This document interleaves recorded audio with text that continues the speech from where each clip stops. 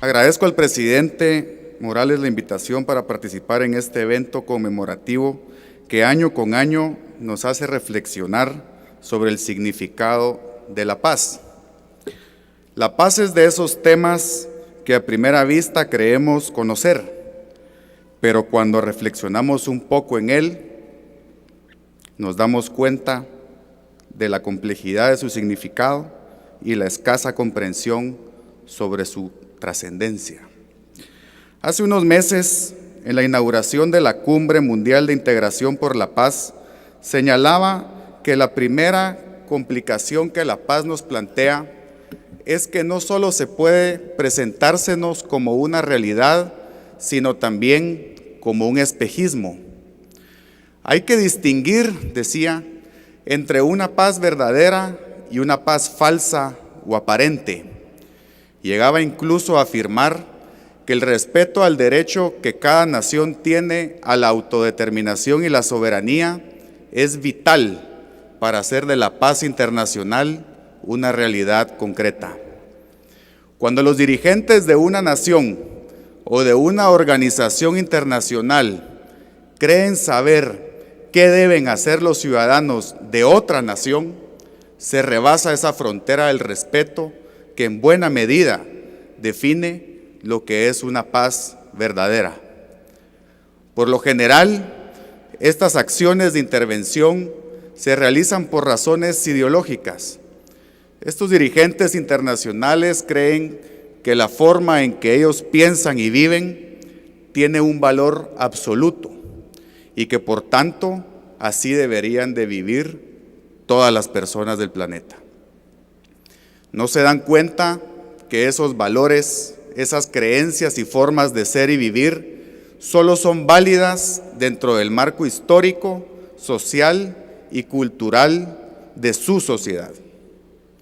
No pueden ver que cuando esa ideología es impuesta en una sociedad distinta, esta se convierte en un factor de disociación, desequilibrio y conflicto social.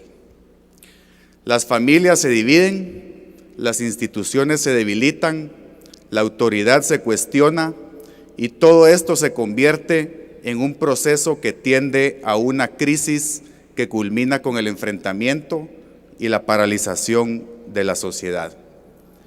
Ese es el momento ambiguo que vivimos en Guatemala. Vivimos una paz que cada vez es menos verdadera, que cada vez es una paz aparente. Y esta es la idea en la que insisto hoy, día de conmemoración, pero también de reflexión y autocrítica. Debemos ser vigilantes no solo en el momento de que la paz se pierde, sino sobre todo en tiempos de paz, porque el germen del conflicto social, la semilla del enfrentamiento, crece precisamente en el seno de la paz. Y esa paz, mal entendida como tolerancia y pluralidad, es la falsa paz que da paso al enfrentamiento íntimo de los pueblos. Pensemos, por ejemplo, en el contexto que se vivió en el año 1996, cuando se firmó la paz. Era un momento en el que los dirigentes de oposición pertenecían a la vieja guardia del marxismo de la Guerra Fría, una generación que llegó a su final con la desaparición del bloque soviético y en América Latina con la reducción de la Revolución Cubana a un mero símbolo nostálgico de una lucha perdida. Hoy el contexto es diferente. La dirigencia ya no ordena grupos irregulares en las montañas, sino administra organizaciones no gubernamentales. Hoy no pretenden cambiar el sistema, pretenden administrar los recursos que les llega desde el exterior. Ya no les interesa el asalto al poder por las armas, sino por la cooptación y manipulación política del sistema judicial. Su enemigo aparente no es la avaricia de quienes poseen los medios de producción, sino lo buscan en quienes no pensamos como ellos y nos resistimos a desconocer y abandonar nuestras costumbres y tradiciones. Esta nueva dirigencia es la que en los años de la Guerra Fría y la firma de la paz estuvo siempre desplazada la misma que en la actualidad ha tomado la ejecución de la cooperación internacional y ha creado una estrategia de enfrentamiento para llegar al poder. Y digo enfrentamiento porque ¿cómo se pierde la paz? ¿Cómo lo que había nacido como acuerdo de paz se convierte en desencuentro y conflicto? La paz no se construye sobre sentimientos de revancha, porque ¿qué viene después de que ha sido consumado el odio y la venganza? No viene más que la autodestrucción, la pérdida de la identidad y de todo rumbo histórico. La paz no se construye sobre la ceguera del fanatismo ideológico, porque una idea en la que solo se cree, pero no se comprende, no se sabe de dónde viene y peor aún, no se sabe qué consecuencias tendrá. La paz no se construye escondiendo ambiciones materiales y delirios de poder bajo el manto de una lucha falsa por la igualdad y la justicia. La paz no se construye convirtiendo la memoria en la fuente del rencor y el resentimiento y convirtiendo la política en una búsqueda ciega de reivindicación e imposición.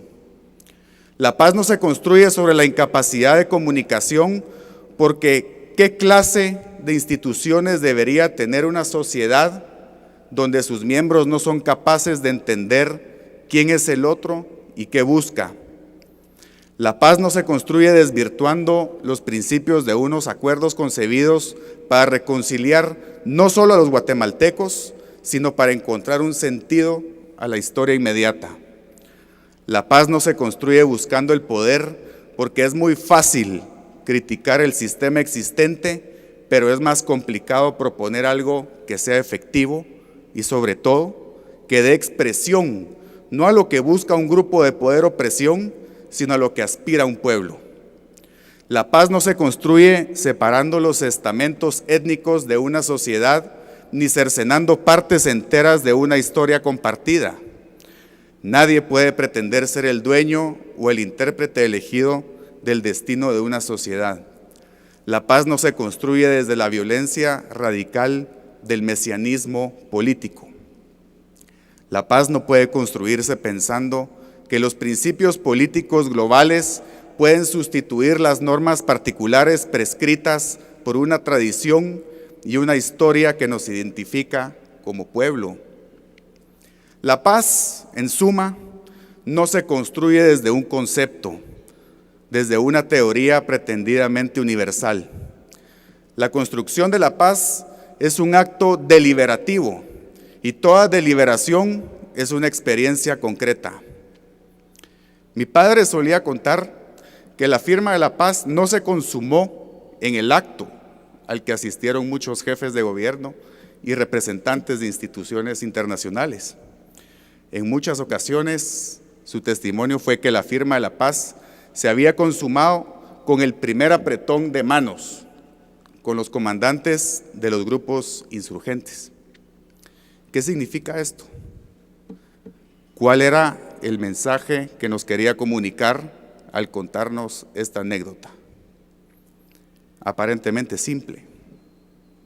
Hoy en día, con todo lo que ha pasado en los últimos años, es decir, al ver la forma en que fuimos perdiendo el rumbo marcado por esos acuerdos, pienso que su mensaje era que la paz no depende de las palabras escritas en un documento oficial.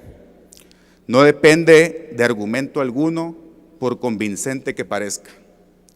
Hoy pienso que su mensaje es que la paz es algo que sucede en el encuentro concreto entre dos personas, pero no un encuentro de diferencias irreconciliables, sino un encuentro que sea al mismo tiempo una experiencia de reconocimiento. Hoy pienso que esta historia busca decirnos que los acuerdos de paz hay que firmarlos día a día, en cada experiencia, con cada persona que encontramos y reclama reconocimiento. La paz se construye con esa mano que se une a otra, y en ese acto se convierten en una única fuerza que busca un objetivo compartido. La paz no se construye exportando e imponiendo un concepto generalizado. Se construye con miles, millones de actos diarios de reconocimiento, con millones de apretones de manos entre personas inmersos en situaciones concretas. No puede haber una definición única de paz que va a derramarse sobre las diferencias concretas que las personas viven día a día. Esa es la razón por la que los enemigos de la paz buscan destruir a cualquier precio la identidad de un pueblo. Buscan destruir sus costumbres, sus tradiciones, los valores que a lo largo de la historia han procurado el reconocimiento mutuo. Hay muchas formas de defender la paz. Cada familia, cada pueblo tiene una manera de superar sus diferencias. Y la historia de superación de esas diferencias va generando una tradición.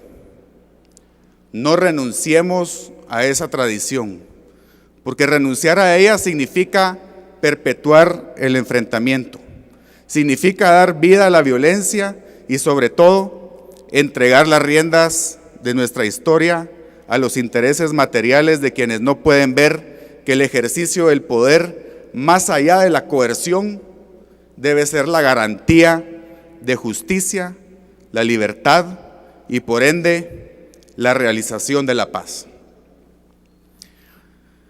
Hoy es el primer acto conmemorativo de la firma de los acuerdos de paz firme y duradera sin la presencia física de mi padre. Pero su legado está vivo y vigente. Hace 22 años él pronunció en este mismo lugar las siguientes palabras: esta paz que hoy se ha rubricado formalmente, la hemos hecho ante todos los guatemaltecos. Esta paz es ante todo nuestra, no nos fue impuesta por nadie. Nadie puede imponer desde afuera a pueblo alguno una paz verdadera y estable si ese pueblo no la quiere. Y si ese pueblo no consigue cimentar adentro y por sí mismo su propia conciliación interna.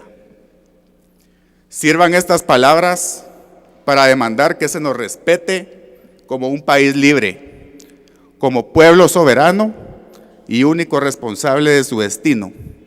Y así como la paz se firmó por decisión de los guatemaltecos, somos los guatemaltecos sin injerencia alguna los que forjamos y tomamos nuestras propias decisiones. Muchas gracias.